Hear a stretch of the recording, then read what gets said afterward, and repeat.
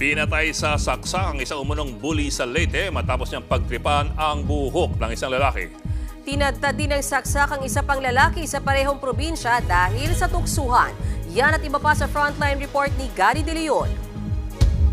Hindi na humihinga ang lalaking yan nang makita sa damuhan sa barangay Hindang, Hulita sa Leyte kahapon. Tagtad siya ng saksak. Ang salarin ang kanyang pinsan. Tumakas ang sospek matapos ang krimen pero sumuko rin kalaunan. Aniya, nagiinuman sila nang tuksuin siya ng pinsan na naghamon pa ng away. Nagalit daw ang sospek kaya pinagsasaksak niya ang biktima. Nakakulong na siya at mahaharap sa kasong homicide. Halos ganyan din ang sinapit ng isang lalaki sa bayan pa rin ng Hulita. Ang pulot dulo ng krimen, asaran din. Nakainom noon ang biktima at pinagtripan daw ang buhok ng sospek. Tinulak at inambahan pa ng suntok.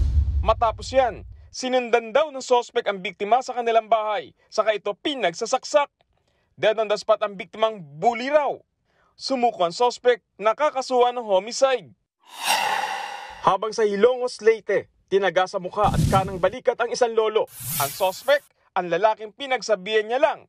Nakikipag-inuman ng 63 years old na lolo sa kanyang mga kaibigan. Nang mapadaan ng sospek na lasing din noon. Pinagsabihan daw ng lolo ang lalaking pumulupot sa bakod ang tali ng alaga niyang baka. Pero tila napikon dyan ang lalaki at nakipagsagutan. Hanggang sa kumuha ng itak ang sospek sa tinaga ang biktima. Arestado na ang sospek. Maharap siya sa reklamong attempted homicide.